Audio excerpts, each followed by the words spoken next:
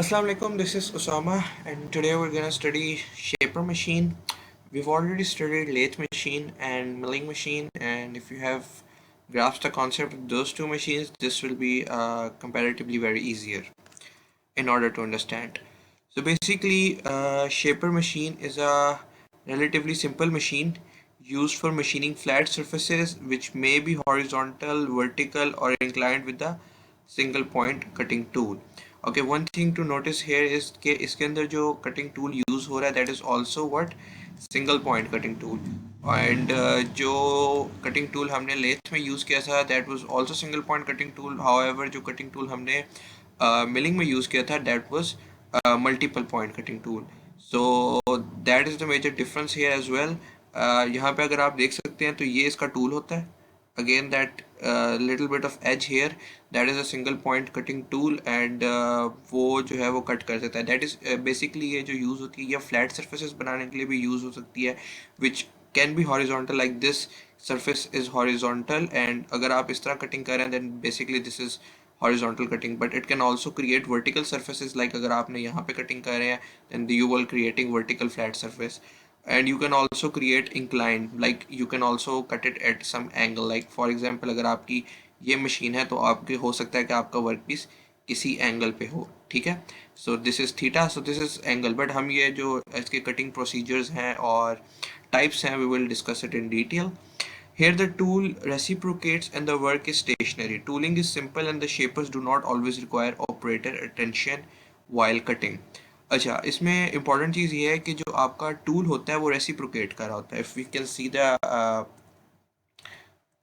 see the animation again, you can see that the tool is reciprocating back and forth. So this is actually very important in this कि अगर जो आपका work piece है वो अपनी जगह पे स्टेशनरी है और जो आपका टूल है वो रेसिप्रोकेट कर रहा होता है. Again a major difference from lathe machine and milling machine. के लेथ मशीन में क्या होता था कि आपका जो वर्क पीस था वो भी स्टेडी होता था लेकिन आपका टूल रेसिप्रोकेट नहीं करता था. आपका tool reciprocating is basically true and four motion, like pendulum की तरह बैक एंड फोर्थ हो रहा है, ठीक है. एंड इसके एडवांटेजेस ये हैं कि इसकी टूलिंग काफ़ी सिंपल है, इसमें कोई ऐसी कोई डिफ़िकल्ट टूलिंग नहीं होती. सो अगर आप एक दफ़ा इसको कमांड दे दें तो it does not even require operators attention, ये खुद ब खुद भी ऑपरेट कर लेता है. एंड इतनी कोई डेंजरस कटिंग नहीं होती इसमें which requires a lot of attention. This is basically shaper machine. इसके पार्ट्स हम डिस्कस करते हैं, बट अगर हम इसको आउटलाइन देखें तो this is basically clutch handle. You also seen a clutch handle in lathe machine. This is scale indicator, यहाँ पे एक स्केल लगा होता है. This is ram clamping nut. This is ram. This part ये मेंशन नहीं है बट ऑल दिस पार्ट जो है ना, ये सारा पार्ट जो होता है this is basically ram. And this is graduated collar. This is tool feed handle, clapper box, tool post. You have also seen tool post in lathe machine, and obviously tool post के अंदर हमेशा आपका जो होता है वो tool होता है. This is device, अगर most precisely कहें तो this is machine wise, and machine wise के अंदर आपका वर्क पीस पड़ा हुआ है. वर्क पीस आपका टेबल पे पड़ा हुआ है, much likely what we saw in milling machine. Milling machine में भी आपका जो टेबल होता है उसके ऊपर आपका मशीन वाइज होता है. This is cross transfer handle. Again हमने ये हैंडल मिलिंग मशीन में देखा हुआ है. And this is adjustable sliding support.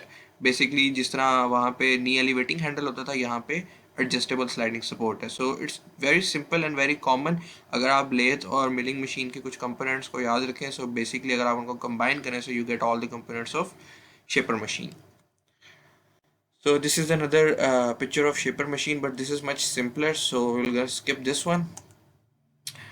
Okay, so basically होता क्या है principle of shaper machine के how shaper machine actually works. This is important. The tool is fitted onto the tool post on the front end of the ram. I've already told you कि जो ऊपर वाला post होता था that was ram, and उसके आगे आपका एक tool post लगा हुआ था और जो tool होता है वो आपके tool post के अंदर fixed होता है.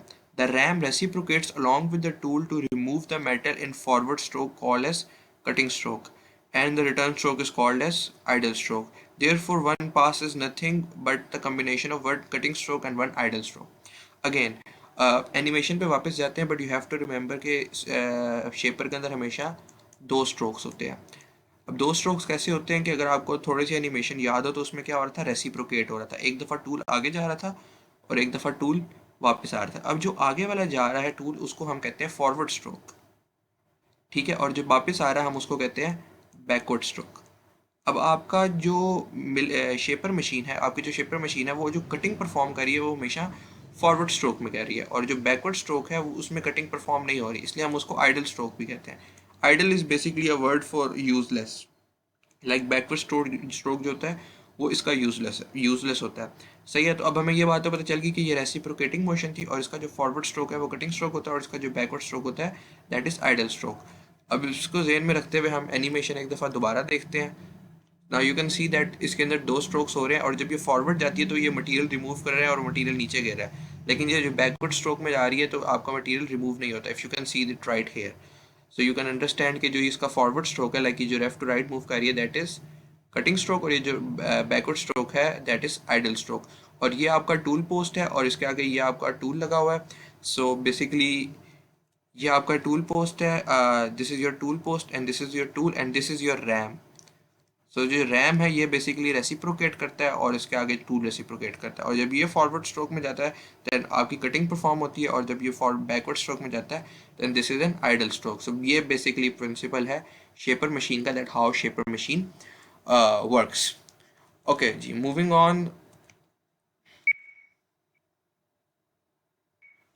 ऑन जी, क्लासिफिकेशन ऑफ शेपर्स। अब this is also important, like shaper की क्या क्लासिफिकेशन होती है। लाइक ऑलरेडी टोल्ड यू, जब भी कोई चीज़ डिफ्रेंशिएट होती है वो दो तीन चीज़ों पे बेसिस पे होती है, या तो उसके एप्लीकेशन पे या उसके डिज़ाइन पे।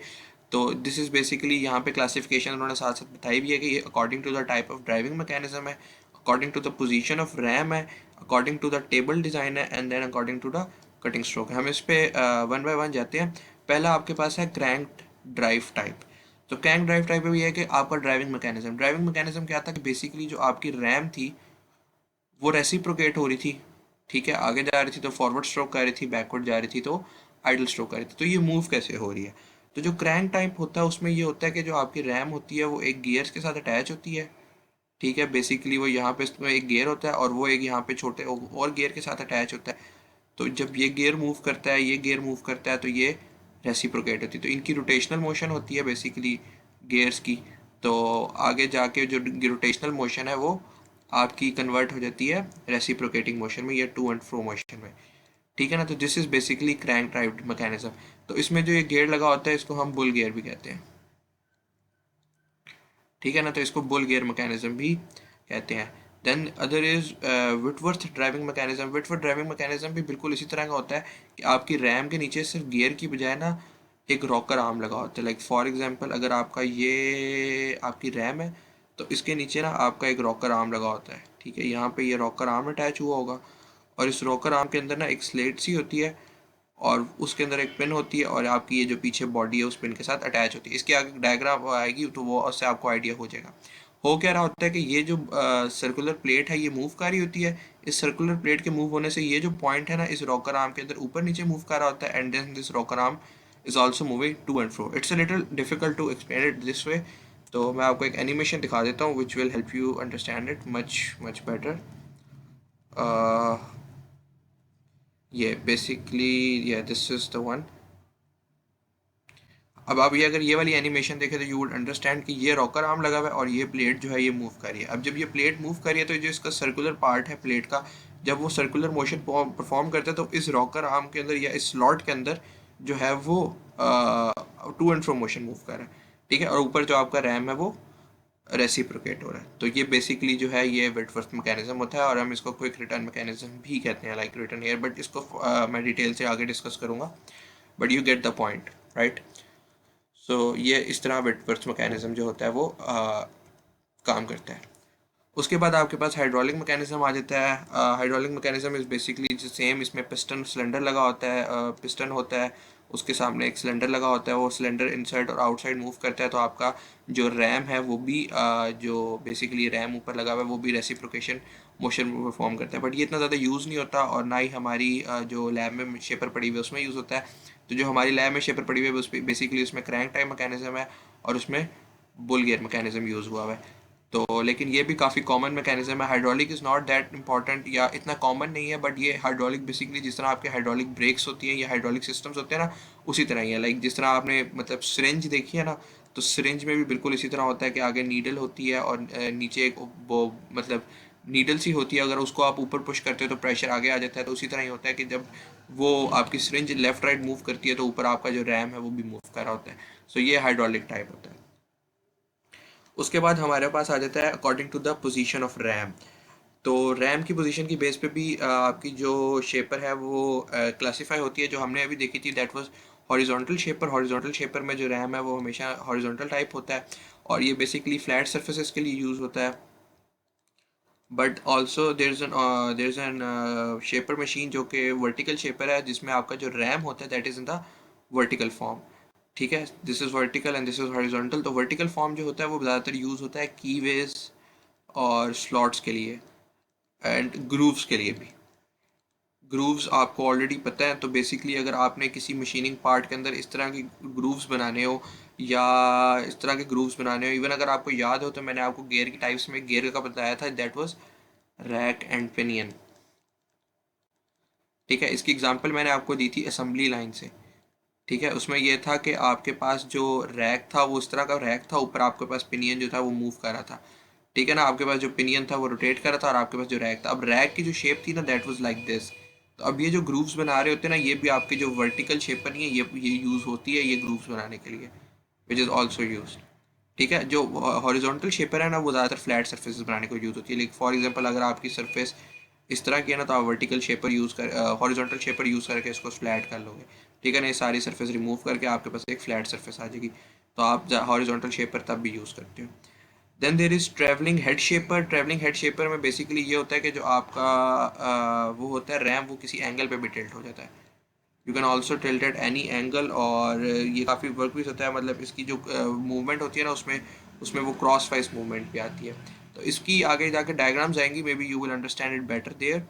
But for now you should understand कि हॉरिजॉन्टल शेपर जो होती है ना उसका जो रैम होता है वो हॉरिजॉन्टल पोजीशन पे होता है और वो फ्लैट सर्फेसेस बनाने के लिए होता है। वर्टिकल शेपर में आप स्लॉट्स भी बना सकते हो। ग्रूव्स आपने जो लेथ मशीन के पार्ट्स में बनाए थे, you know what grooves is, and then you can also make keyways. ठीक है ना, और स्लॉट्स या ग्रूव्स में मैंने आपको एग्जांपल दी थी, जो मैंने रैक एंड पिनियन गियर आपको बताया था ना, उसमें जो रैक बनता था उसको भी आप वर्टिकल शेपर से बनाते हैं। ट्रैवलिंग शेपर में ये होता है कि आपका जो रैम होता है ना वो किसी एंगल पे भी टिल्ट हो जाता है, क्रॉस वाइज मूवमेंट भी दे देता है। बट मोस्ट कॉमनली जो यूज़ होता है ना वो हॉरिजॉन्टल वर्टिकल ही है। ठीक है, there is also classification with respect to table design. अब आपका जो टेबल है वो एक तो स्टैंडर्ड या प्लेनर टेबल होता है और एक आपका जो होता है वो यूनिवर्सल टेबल होता है। तो यूनिवर्सल और प्लेनर इसमें यही होता है कि आपका टेबल जो है वो दो डायरेक्शंस में मूव करता है, जिस तरह के मिलिंग का टेबल था। बट यूनिवर्सल शेपर में ये होता है कि यूनिवर्सल शेपर में जो आपका टेबल है वो भी किसी एंगल पर टिल्ट हो जाता है। तो ये बेसिकली ये होता है कि अगर आपने कोई कॉम्प्लेक्स डिज़ाइन है ना उसको अचीव करना हो तो आप इसको इसको भी किसी एंगल पे टिल्ट कर देते हैं। आप अपने उसको भी किसी एंगल पे टिल्ट कर देते हैं रैम को, तो आपके जो कुछ पार्ट्स होते हैं ना वो उससे अचीव हो जाते हैं। Then there is according to the type of cutting stroke. अच्छा, मैंने आपको ऑलरेडी बताया था कि जो हमारे पास शेपर होती है ना बेसिकली उसका जो कटिंग स्ट्रोक होता है वो क्या होता है, फॉरवर्ड स्ट्रोक। अब वो जो पुश आउट फॉरवर्ड स्ट्रोक होता है, तो वो जो पुश आउट है ना टाइप, उसमें जो आपका कटिंग स्ट्रोक होता है वो फॉरवर्ड होता है, और जो ड्रॉ कट होती है ना उसमें जो आपका कटिंग स्ट्रोक होता है वो बैकवर्ड होता है। तो अगर आपके पास draw cut type shaper machine है ना तो उसमें जो आपका कटिंग स्ट्रोक होगा वो बैकवर्ड स्ट्रोक होगा और आपका फॉरवर्ड स्ट्रोक जो होगा वो आइडल होगा। लेकिन अगर आपके पास पुश टाइप वो है शेपर मशीन है, then your forward stroke will be cutting stroke और आपका जो बैकवर्ड स्ट्रोक होगा that will be idle stroke, which is basically what we have, जो हमारी लैब में पड़ी हुई है that is push out type shaper machine. Okay, so अब हम मूव करते हैं इसकी पार्ट्स की तरफ। We have base. The base is an heavy and robust in the construction. ये दिस इज़ बेसिकली बेस, ये आपको शो कर रहा है ये बेस होती है। सो ऑब्वियसली ये हैवी होती है और रोबस्ट होती है in construction, which is made up of cast iron. Again this is the same material जिससे आपकी लेथ और आपकी मिलिंग बनी हुई थी, and it is produce by casting process. मैंने आपको पहले भी बताया था कि जिस तरह हाई स्पीड स्टील के केस में मैंने आपको बताया था कि मटेरियल के जो नाम होते हैं ना वो बेसिकली उनके मैन्युफैक्चरिंग प्रोसेस से ही ज़्यादातर डिराइव हुए होते हैं। तो जिस तरह cast iron is basically because कि ये जो कास्टिंग से बना होता है ना आयरन, इससे कास्ट आयरन कहते हैं। ठीक है, इसके फंक्शंस मैंने आपको ऑलरेडी लेथ में भी बताए थे कि ये वाइब्रेशंस अब्जॉर्ब कर लेता है, एंड यू उसके बाद इसके अंदर अब वाइब्रेशंस नहीं आती हैं और वियर एंड टीयर नहीं आता, तो ये इसलिए जो है ना ज़्यादा मशीनिंग ऑपरेशंस में यूज़ होता है। Then we have ram. Ram मैंने आपको इस डायग्राम में ऑलरेडी बताया था कि जो ये पार्ट होता है हम इसको रैम कहते हैं. The ram slides back and forth in the dovetail और square ways to transmit power to the cutter. ठीक है ना. जो रैम होता है बेसिकली वो नीचे, अगर मैं आपको बताया था कि वो जो हमारे पास क्रैंक टाइप लगी होती है उसमें यहाँ पे गियर्स लगे होते हैं, और इन गियर्स की बेसिस पे जो है ये जो रैम होता है ये रेसिप्रोकेट कर रहा होता है, और जो रैम होता है वो basically back and fourth move करता है और इस कटर को पावर देता है कि ये आगे जाके इसमें कटिंग परफॉर्म करे. ठीक है. The starting point of the starting point and the length of the stroke can be adjusted. अच्छा, यहाँ पे एक बात इंपॉर्टेंट है कि सिंस जो आपने एनिमेशन देखी थी उसमें जो टूल है ना ये मूव करता है. ठीक है, बैक एंड फोर्थ मूव करता है. तो इसमें इंपॉर्टेंट चीज़ ये है कि फॉर एग्जांपल यहाँ से आपका मटीरियल पार्ट मूव किया और यहाँ पे जाके इसने कटिंग करके स्टॉप किया और यहाँ से ये वापस आ गया. ठीक है ना. तो ये जो यहाँ से लेके यहाँ तक डिस्टेंस होगा ना, this will be your stroke length. ठीक है, मतलब कि एक स्ट्रोक था ना, फॉरवर्ड स्ट्रोक था. फॉर एग्जांपल फॉरवर्ड स्ट्रोक हमारा कटिंग स्ट्रोक था ना, तो फॉरवर्ड स्ट्रोक में उसने आपके कटिंग टूल ने जितना डिस्टेंस कवर किया ना, that will be your stroke length. ठीक है ना. ये इंपॉर्टेंट है. ये स्ट्रोक लेंथ जो है ना ये आप एडजस्ट कर सकते हो. ये आगे जाके मैं फिर डिस्कस करूंगा कि स्ट्रोक लेंथ का फ़ायदा क्या होता है, लेकिन आप ये एडजस्ट कर सकते हो. And the length of the stroke can be adjusted. ठीक है ना. इसके एडजस्ट करने के एडवांटेजेस होते हैं और डिसएडवांटेजेस होते हैं. आप खुद इसको एडजस्ट कर सकते हो कि कितना आगे जाके वापस आए. ठीक है ना. That is stroke length. तो खैर इसके ऊपर जब कटिंग स्पीड पे बात आएगी then I will discuss it stroke length again. उसके बाद हमारे पास आ जाता है क्लैपर बॉक्स. ठीक है, वो यहाँ पे कह रहा है a clapper box is needed because the cutter drags over the work on the return stroke and the clapper box is hinged so the cutting tool will not dig in. Often this clapper box is automatically raised by mechanical air और hydraulic action. अब ये important है, ये बहुत important है. होता क्या है बॉयज़ के इसके लिए आपको एनिमेशन दोबारा दिखानी पड़ेगी ताकि आपको याद आ जाए कि बेसिकली हुआ क्या था.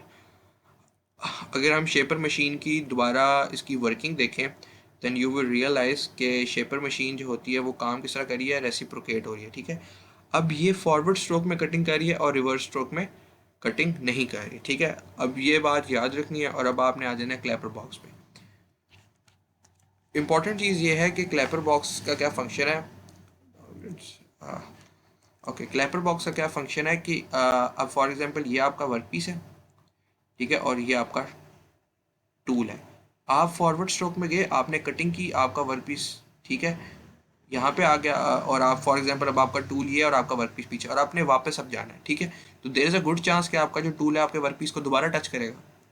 ठीक है ना. तो ये वापस तो क्योंकि उसी के ऊपर से आ रहा है तो इतना भी मटेरियल रिमूव नहीं होता कि ये उसको टच ही ना करे. ठीक है ना. इसका चांस होता है कि ये वापस जाते हुए ना इसकी ये जो पार्ट होता है ना नोक, इसको दोबारा टच कर ले. तो जो क्लैपर बॉक्स होता है वो क्या करता है कि बैकवर्ड स्ट्रोक में वो आपका जो टूल होता है, कटिंग टूल होता है, उसको अपवर्ड पोजीशन में ले जाता है. लाइक उसको थोड़ा सा रेस कर देता है, थोड़ा सा उठा लेता है. ठीक है ना. लाइक फॉर एग्जांपल ये आपका टूल था ना, ये आपका टूल आया यहाँ पे, कटिंग टूल आया, कटिंग टूल ने यहाँ से कटिंग परफॉर्म की. ठीक है, अब ये थोड़ा सा कट हो गया और अब ये यहाँ पे आ गया. ठीक है, अब इसने वापस जाना. अब ये वापस जाते हुए जो क्लैपर बॉक्स क्या करेगा, क्लैपर बॉक्स इसको थोड़ा सा ऊपर कर देगा. ठीक है ना. अब ये जो वापस जा रहा होगा ना, ये इससे थोड़ी सी ज़्यादा ऊपर पोजीशन पे जा रहा होगा ताकि ये वापस इसको वर्क पीस को टच ना करे. ठीक है ना. तो क्लैपर बॉक्स का ये फंक्शन होता है. तो ये आपके बेसिकली बैकवर्ड स्ट्रोक में ये मदद करता है कि जो आपका कटिंग टूल है वो आपके वर्क पीस को टच किए बगैर वापस जाए. So this is the function of clapper box. This is important. Then you have a table.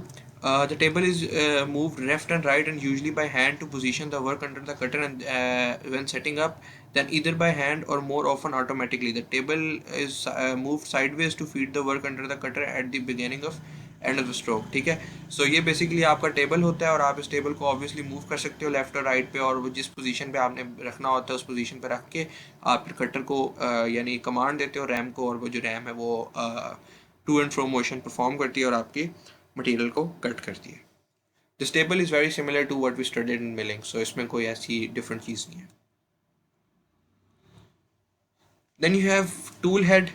Tool head is fastened to the ram on a circular plate, so it can be rotated for making angular cuts.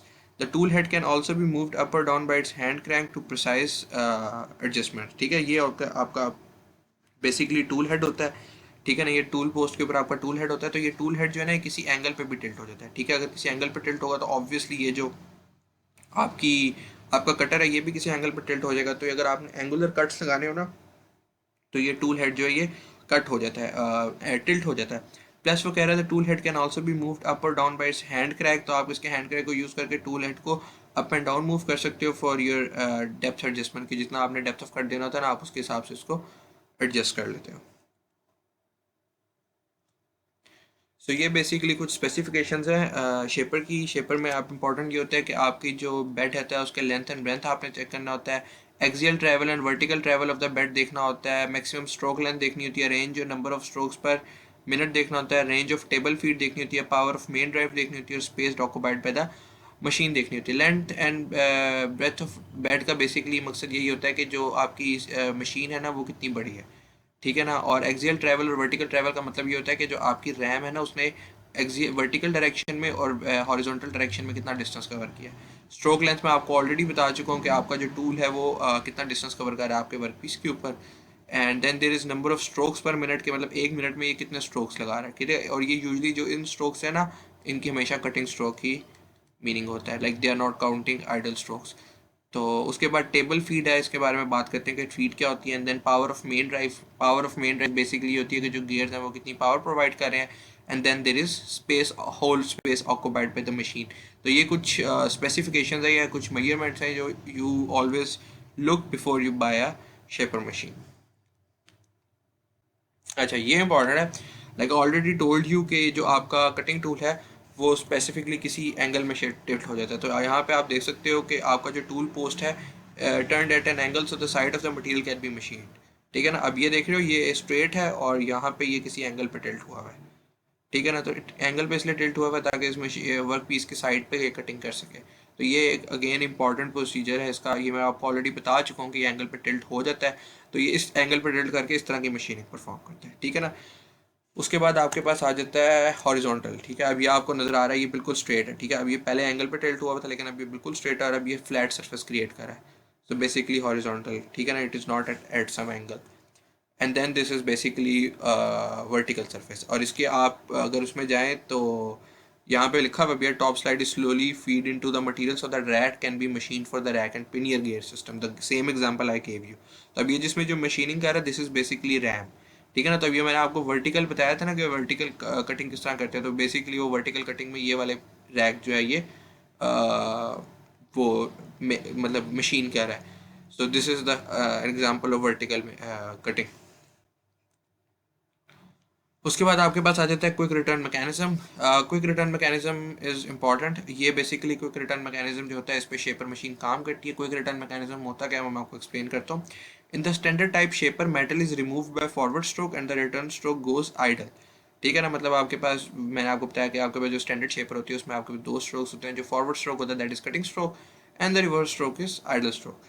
During this operation, reduce the machining time is necessary to reduce the time taken by return stroke. It is required the forward stroke moves slowly and backward stroke move fast to reduce machining time. This mechanism is known as quick return mechanism. अब मैं आपको explain करता हूँ, ठीक है। ये आपका जो है ये टूल होता है, ठीक है, और इसने आपका फॉरवर्ड स्ट्रोक भी कवर करना होता है और बैकवर्ड स्ट्रोक भी कवर करना होता है। अब इम्पॉर्टेंट चीज़ इसमें यह है कि आपका जो फॉरवर्ड स्ट्रोक है ये तो है कटिंग स्ट्रोक, ठीक है, ये तो इम्पॉर्टेंट है।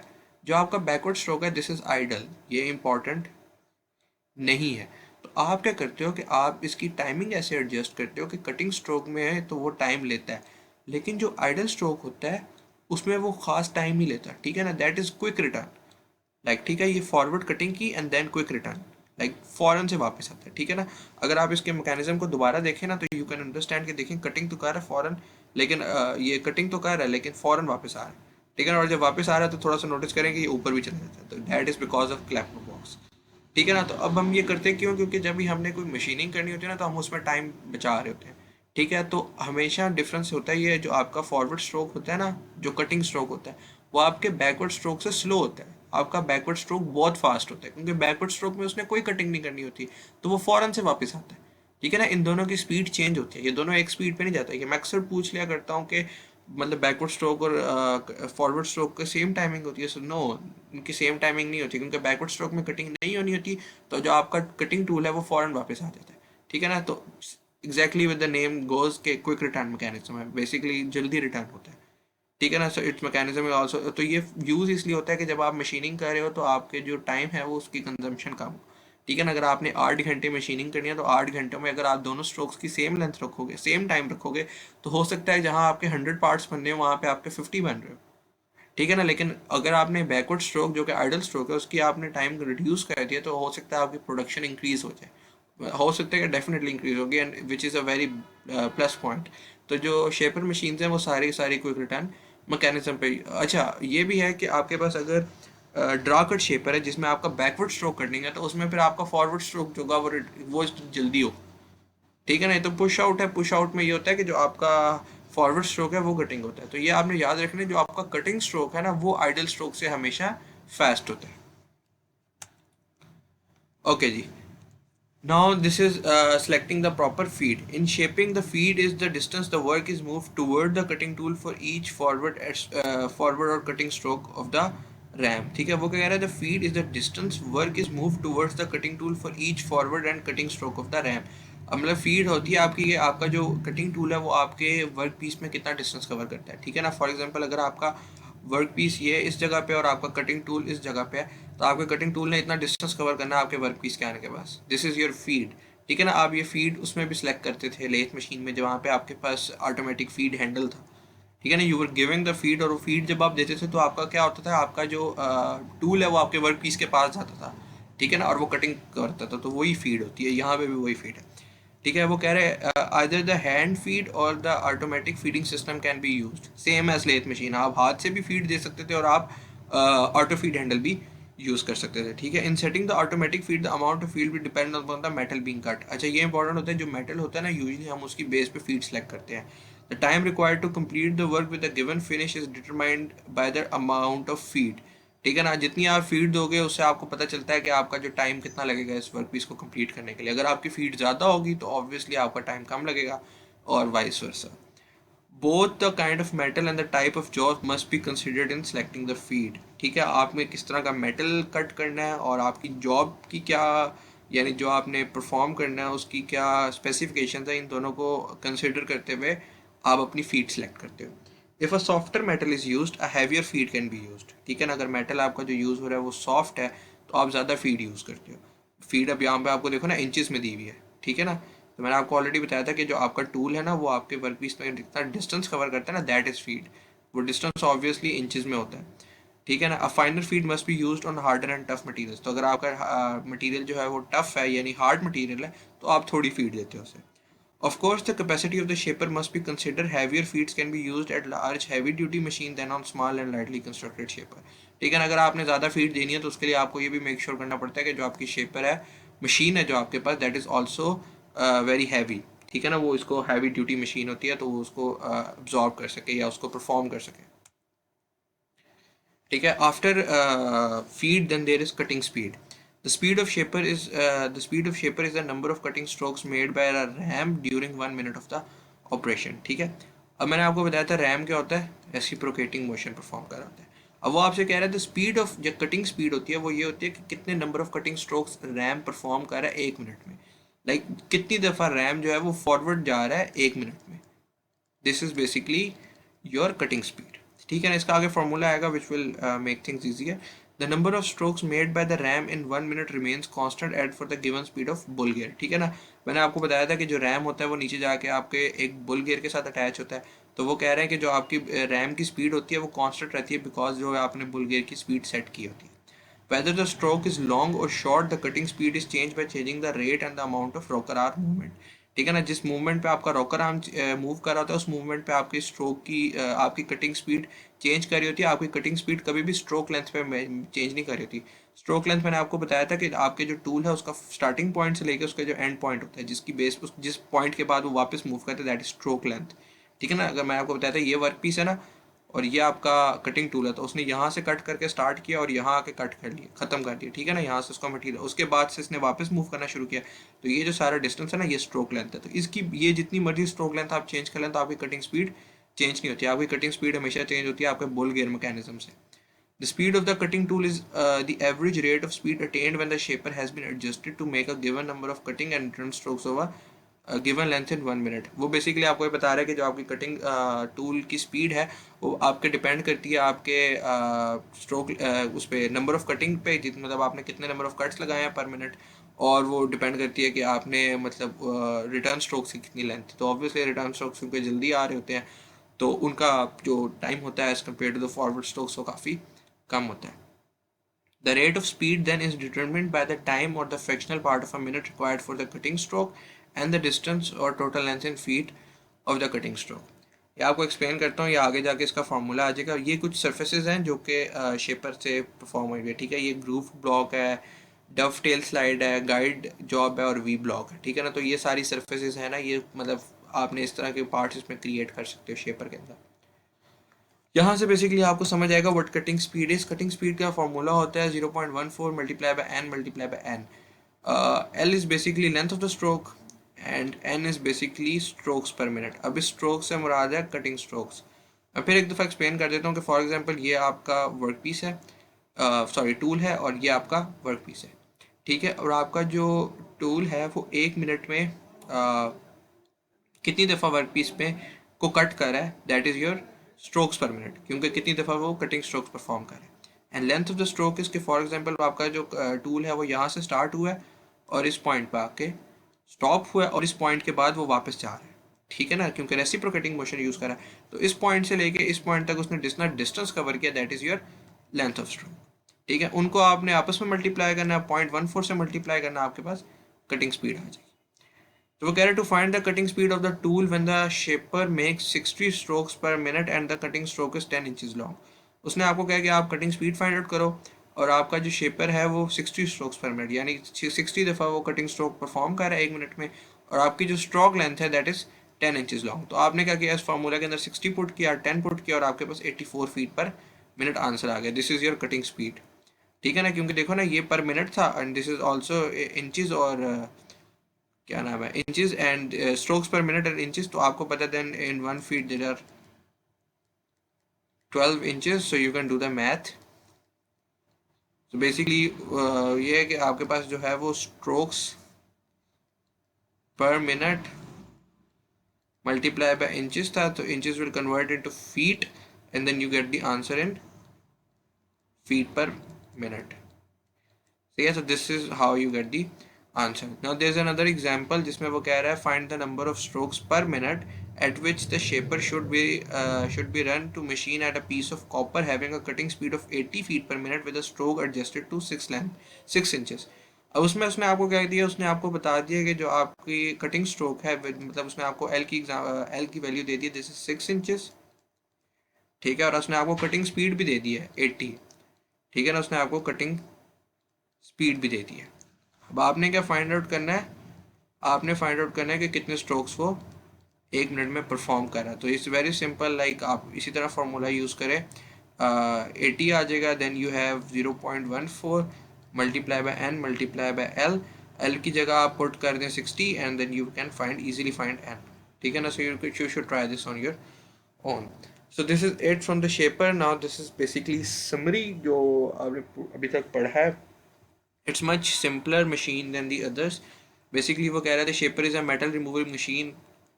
We already know that the cutting tool is moved in a horizontal plane by a ram having a reciprocating motion and it cuts only in the forward stroke. We already know that जो ram है वो reciprocating motion perform करती है और हमेशा forward stroke में cut करती है usually, हमेशा नहीं। then there is drought type जिसमें backward stroke आपका cutting stroke होता है।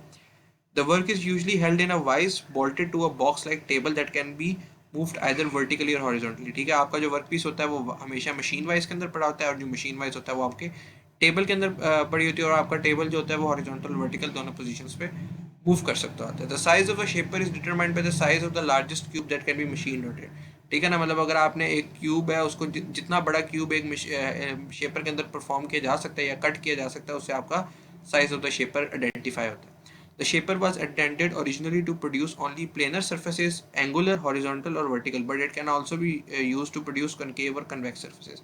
Like पहले जब शेपर इंट्रोड्यूस की थी तो वो उसमें ये था कि आपकी सिर्फ प्लेन सर्फेसेज या एंगुलर सर्फेसेज बनाते, बट अब आपकी जो शेपर है वो आपकी कनकेव सर्फेसेज या आपकी कन्वेक्स सर्फेसेज भी क्रिएट कर सकती है। तो ठीक है, these are also the surfaces that can be created by the help of shaper machine. So this is it, shaper की समरी है, बट इसके बाद अब एक छोटी सी डेरिवेशन है जिससे आपको पता चलता है कि आपने शेपर का डेप्थ ऑफ कट किस तरह लेना है। ठीक है ना, we can also do that.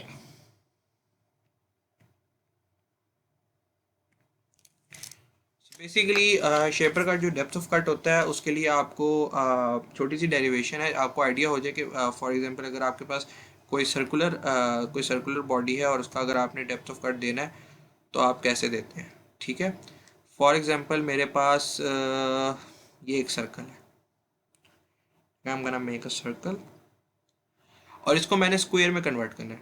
ठीक है ना, शेपर यही करती है ना, फ्लैट सरफेस बनाती है, इसको यहाँ से कट करूँगा तो मैंने इसको इस तरह का एक स्क्वायर में कट करना है। ठीक है, और ये ठीक है, मैंने ये वाला सारा पार्ट जो है ना ये रिमूव करना है। ठीक है, ये वाला सारा पार्ट रिमूव करना है, ये वाला सारा पार्ट रिमूव करना है। ठीक है, इसकी एक थोड़ी सी एक और डायग्राम बना लेते हैं जिसमें हम डेरिवेशन करेंगे कि वो कौन सा पार्ट कैसे रिमूव करना है। ठीक है, ये आपका सर्कल है और ये आपका स्क्वायर है। ठीक हो गया, ये जो पार्ट है ना ये एक्स, ये वाली जो लेंथ है ये मुझे पता, मैंने फाइंड आउट करनी है। बेसिकली ये मेरी डेप्थ ऑफ कट है। ठीक है, मैं यहाँ से इधर से लाइन ड्रॉ कर देता हूँ, यहाँ से लेके यहाँ तक मेरे पास इस सर्कल का क्या होगा, रेडियस। ठीक है ना, ये मेरे पास एंगल जो है ये दैट विल बी 90, और इस पार्ट को मैं कह देता हूँ बी है और इस पार्ट को मैं कह देता हूँ ए है, एंड दिस इज़ 45 45। ठीक है, 45 डिग्रीज। क्योंकि ये दो एंगल्स आपके सिमिलर हैं तो आपकी जो इसकी ऑपोजिट साइड्स होंगी which will they will also be similar. ठीक है ना, और यहाँ से लेके यहाँ तक जो मेरे पास डिस्टेंस है दिस इज आल्सो आर। ठीक है ना, क्योंकि ये भी रेडियस है इस सर्कल का। तो मैंने फाइंड करना है एक्स, तो एक्स मैं किस तरह फाइंड करूँगा, R is equal to X minus B. ठीक है ना, ये एक्स है और ये बी है, इस आर में से R basically sorry sorry sorry sorry basically X जो होगा वो क्या होगा, आर माइनस बी होगा। ठीक है, इस एक्स को फाइंड आउट करने के लिए मैंने इस आर में से बी माइनस करूँगा क्योंकि ये जो आर है वो एक्स प्लस बी है। Fine, so what will I do is, क्योंकि मुझे पता है कि ये दो सर्फेसिस इक्वल हैं, मैं क्या करूँगा, मैं पहले तो ये कंस्ट्रक्ट कर लूँगा that A is equal to B is equal to R. Fine, sine 45 लगा लेते हैं इसमें। वी ऑलरेडी नो साइन 45 के, सम पीपल हैव, आपके पास जो परपेंडिकुलर है दैट इज ए, और आपके पास जो हाइपोटेन्यूज है दैट इज आर। इस पे मैं आता हूँ कि ये किस तरह अचीव हुआ। ठीक है ना, ये आपका परपेंडिकुलर है ए है और ये आपका हाइपोटेन्यूज है आर। ठीक है, आपने यहाँ से ए इज इक्वल टू आर कर लिया, और आपने क्योंकि ये इस पर ये एक्स फाइंड करना है तो इसके लिए आपको आर की वैल्यू चाहिए ऑब्वियसली, तो आप लिख दो कि A is equal to R sine 45। ठीक है ना, अच्छा अब ये दोनों एंगल क्योंकि 45 थे तो इसकी ऑपोजिट साइड्स क्या बनती है, इससे ऑपोजिट साइड ए बनती है और इसकी ऑपोजिट साइड बी बनती है। तो मैंने ए और बी को इक्वल इस तरह कर दिया और इन दोनों को मैंने एक स्मॉल आर के इक्वल कर दिया। ठीक है, तो इस ए को मैं इसके स्मॉल आर के इक्वल कर सकता हूँ, स्मॉल आर आ गया। तो ये जो स्मॉल आर होगा इसको मैं यहाँ पे भी पुट कर सकता हूँ क्योंकि ये ए जो है ये बी के इक्वल भी है। ठीक है ना, हमने यहाँ से आइडेंटिफाई कर लिया था। तो अगर मैं इसको इस पोजीशन पे ऐड करता हूँ तो ये बन जाएगा X is equal to R minus R sine 45। ठीक है ना, आर को मैं कॉमन ले लेता हूँ तो आपके पास 1 माइनस साइन 45 बन जाता है। आप इसको ऐसे भी लिख सकते हो और आप इसको इस तरह भी लिख सकते हो कि आर माइनस आर इंटू 0.7071, 0.7071 है वो बेसिकली साइन 45 होता है। ठीक है, मैं आपको इसको एक और दफ़ा एक्सप्लेन कर देता हूँ क्योंकि I think this is not good enough, क्योंकि ये भी काफ़ी इंपॉर्टेंट डेरिवेशन है। आपको जब भी डेप्थ ऑफ कट देना होता है तो आपको इसको पता होना चाहिए कि आपने कैसे डेप्थ ऑफ कट किया। ठीक है, दोबारा एक्सप्लेन कर देता हूँ। ये आपके पास एक सर्कल है, उसमें से आपने ये एक स्क्वायर जो है ये एक्सट्रैक्ट करना है। ठीक है ना, इस सर्कल के अंदर मैं हाफ लाइन्स ड्रॉ कर लेता हूँ। तो ये जो मेरे पास सरफेस होगी ना जिसको मैं एक्स कह देता हूँ ये मैंने फाइंड आउट करनी है। ठीक है ना, ये मेरे पास आर आ जाएगा और ये जो पूरा का पूरा टाइम ये भी मेरे पास आर आ जाएगा। इसको मैं ए कह देता हूँ और इसको मैं बी कह देता हूँ। ये जो होंगे एंगल ये दोनों 45 के होंगे और ये 90 होगा, क्योंकि ये दोनों एंगल 45 के हैं। इसका मतलब है A is equal to B है, और अगर A is equal to B को मैं स्मॉल आर के इक्वल रख देता हूँ। कैपिटल आर क्योंकि रेडियस है तो मेरे पास एक्स किस तरह आएगा, कैपिटल आर क्या है, ए प्लस एक्स है। तो ये हम पिछली एग्जांपल में बी लिया था, इसमें मैं ये ले रहा हूँ। तो ए प्लस एक्स है कैपिटल आर, तो ए क्या मेरे पास आ जाएगा, सॉरी एक्स मेरे पास क्या आ जाएगा, आर माइनस ए। ठीक है, इसको थोड़ा छोटा कर लेते हैं, डार्क। अच्छा, एक्स क्या आ जाएगा मेरे पास, आर माइनस ए। ठीक है, अब मैंने क्या करना है, मैंने सिंपल साइन 45 लगाना है। साइन 45 में क्या होता है, परपेंडिकुलर ओवर हाइपोटन्यूज। ठीक है ना, आपके पास परपेंडिकुलर बी है, हाइपोटन्यूज आपके पास क्या है, आर है। ठीक है, तो आपने क्या लिख दिया, B is equal to R sine 45। ठीक है, बी आपके पास किसके इक्वल था, ए के, और ए किसके इक्वल था, आर के। तो मैं इस बी की जगह डायरेक्ट स्मॉल आर भी लिख सकता हूँ। ठीक है, ये मैंने सिर्फ एज्यूम किया, ये आर आर इसकी जगह आप कोई भी लेटर एज्यूम कर सकते हो। ठीक है ना, इस आर को मैं ए की जगह यहाँ पुट कर दूंगा, इस आर की वैल्यू पुट कर दूंगा डायरेक्ट यहाँ, क्योंकि ये ए के भी इक्वल है। तो इसकी वैल्यू आर साइन 45, तो X will be R minus R sine 45। ठीक है ना, इसको मैं ऐसे भी लिख सकता हूँ कि ये आर किसके, साइन 45 बेसिकली 0.70, 0.70, ये वाला जीरो नहीं, 0.7071 की इक्वल है। ठीक है ना, तो आपका जो बेसिकली फार्मूला होता है ना डेप्थ ऑफ कट का, वो यही होता है, R minus into R into 0.7071। ठीक है, तो आपने, आपके पास कोई भी सर्कुलर ऑब्जेक्ट आता है ना, आप उसका रेडियस यहाँ पुट करते हो, यहाँ पुट करते हो, इस इक्वेशन में पुट करते हो, तो आपके पास डेप्थ ऑफ कट आ जाता है। इस डेप्थ ऑफ कट को आप देते हो और आप कटिंग स्टार्ट करते हो, जिस तरह डेप्थ ऑफ कट आप लेथ में देते हो। ठीक है, this is it from the shaper. I hope